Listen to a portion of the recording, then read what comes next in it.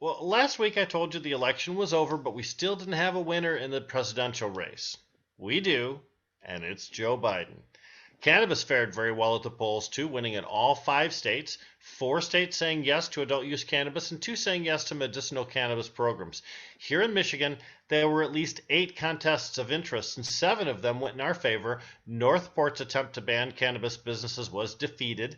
6 municipalities voted to adopt or expand regulations for cannabis businesses, but the unlimited licensing of cannabis businesses proposed for Calcallan Township received a thumbs down from the people.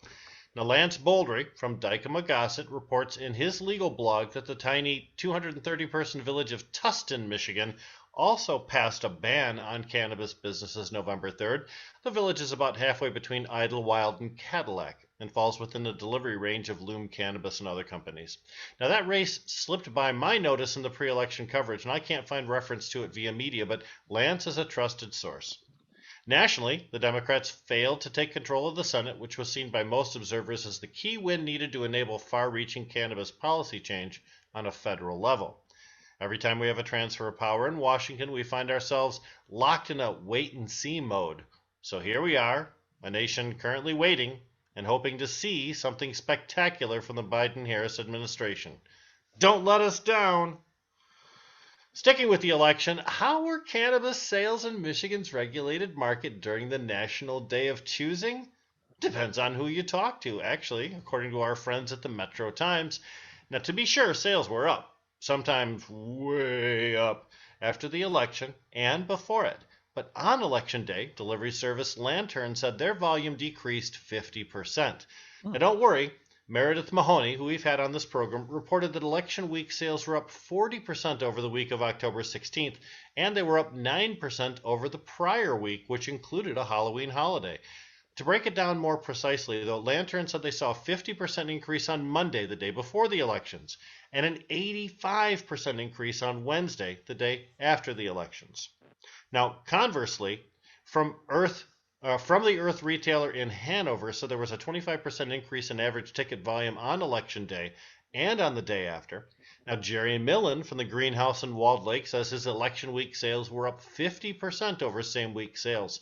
He noted that election day and the day after were bully days for cannabis sales. Now, whether that was to console the soul or to celebrate in style, who knows, but cannabis was the real winner in Michigan's marketplace on November 3rd.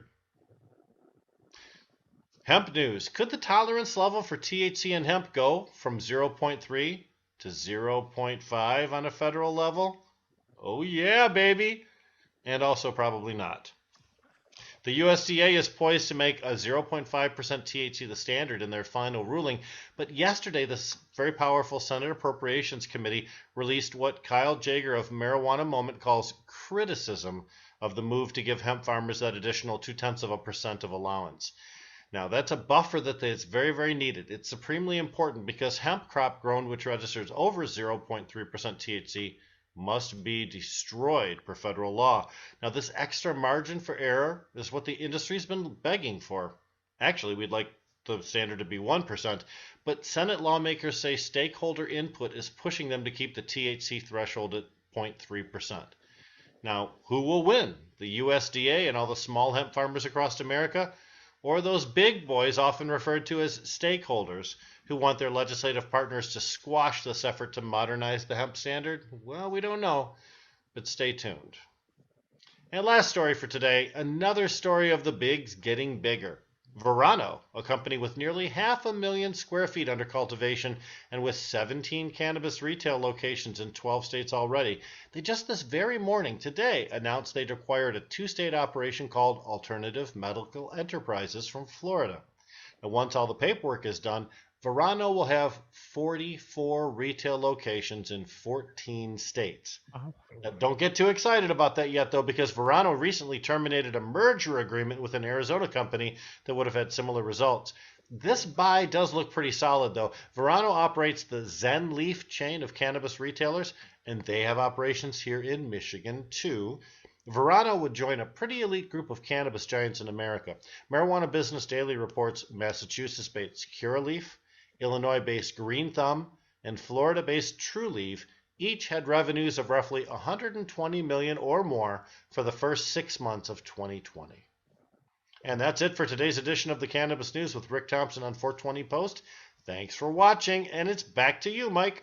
Thanks, Rick. Now, on Thursdays, I'm also on the iHemp show, so I don't claim to be an expert on hemp, but I do know that they would like to see that the THC level go to 1%.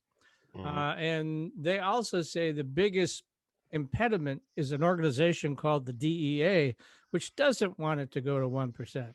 So it'll Well, be interesting to see how this plays out as we change the politics here in Washington. Well, you see, this combative attitude between different federal government agencies, it's not new to the cannabis industry. We've seen the National Institute on Hemp sometimes vary from DEA standards, and in this case, the United States Department of Agriculture having a different attitude towards hemp than the DEA. Science is ultimately, I think, the way that will decide this contest, and I think science is probably going to fall on the side of the hemp industry, whether that's a 0.5% THC standard this year or whether it has to come in future years is yet to be determined. Yeah, we've had on that other show, we've had the Michigan Agricultural Commissioner on, and she's saying that 20 to 30% of the hemp crops have to be destroyed because they go hot.